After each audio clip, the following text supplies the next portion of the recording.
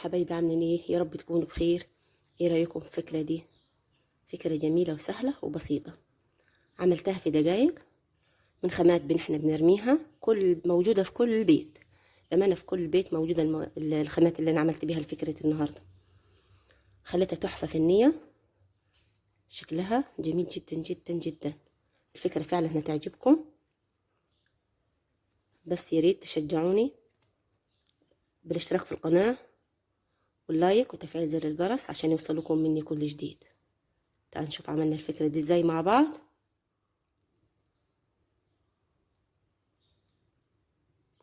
هنا معايا علبة ايس كريم، جبت هنا غطيتين كده بالدباسة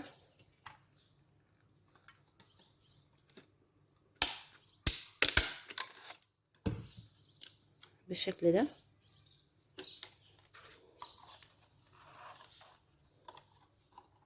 وهثبتها هنا.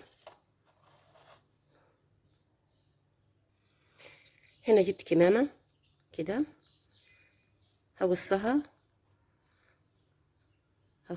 هاخدها واحطها في الوان. بصوا زي كده، احط عليها شوية مية، اللون اللي انت عاوزاه يعني. عملت منها اللونين دول. هنا باستخدام مسدس الشمع هعمل كده كده.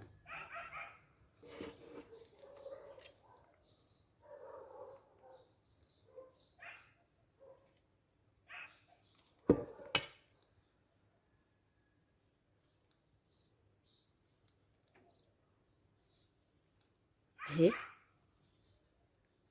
بالشكل ده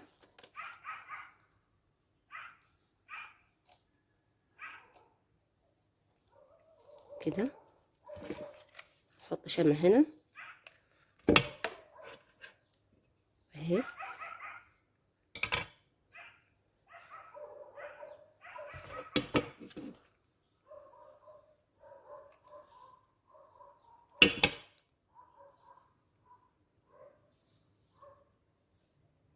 كده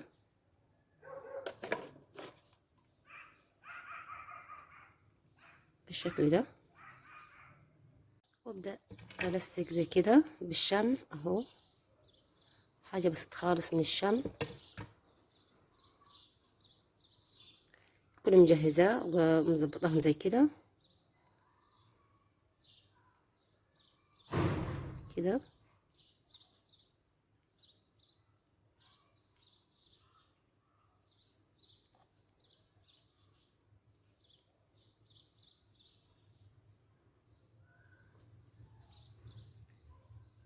بصوا كده هتبقى بالشكل ده. الحتة دي نقصت معايا، انا حبيت اوريكم بس انا عملت ايه. ادي الكمامة اهي، حطيها في حاجة زي كده. ده حطاله لون اخضر مية، لون اخضر بمية يعني. بس واسيبها لغاية ما اطلعها، واسيبها لغاية ما تنشف كده. بعد ما خلصتها كلها بالشكل اللي انتم شايفينه ده اهي،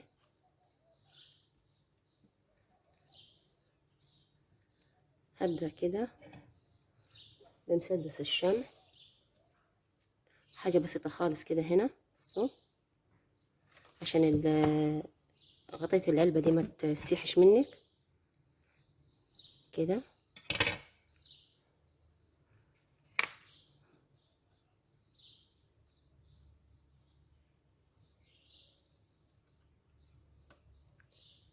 كده طريقة سهلة وبسيطة خالص، هتديني يعني تحفة بأمانة. شكلها تحفة من قبل ما أكملها يعني.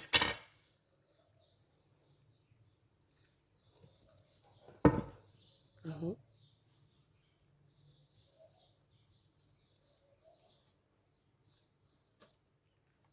كده.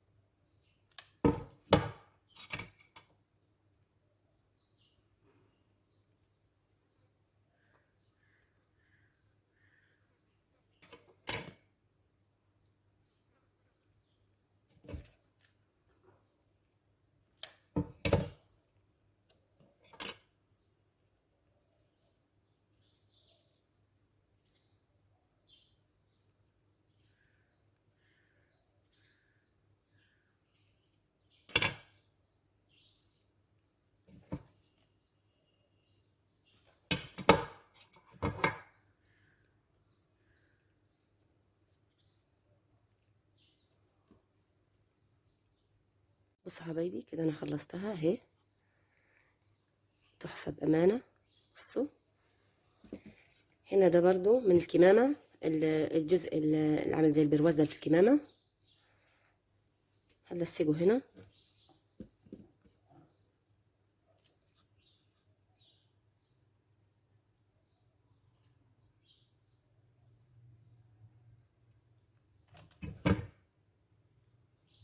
كده.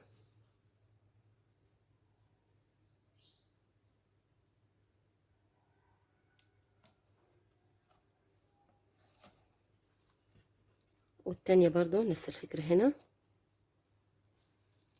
هتبقى كده. بصوا شكلها.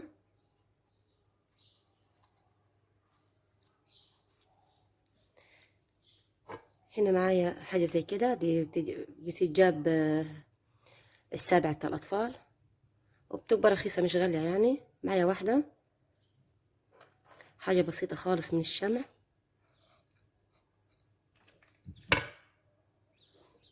كده.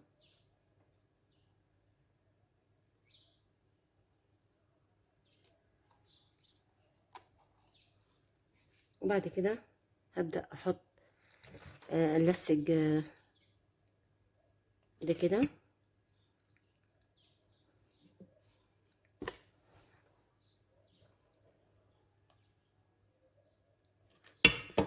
بالشكل ده.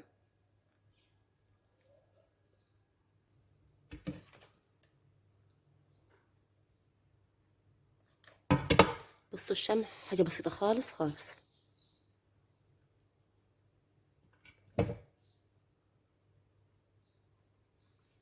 كده.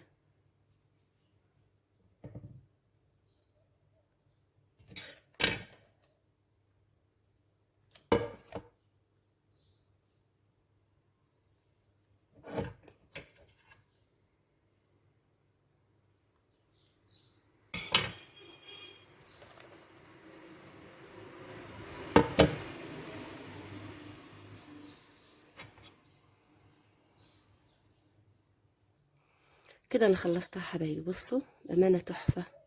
بصوا من حاجات احنا بنرميها، الكمامات بنستخدمها وبنرميها، علبة ايس كريم بنرميها.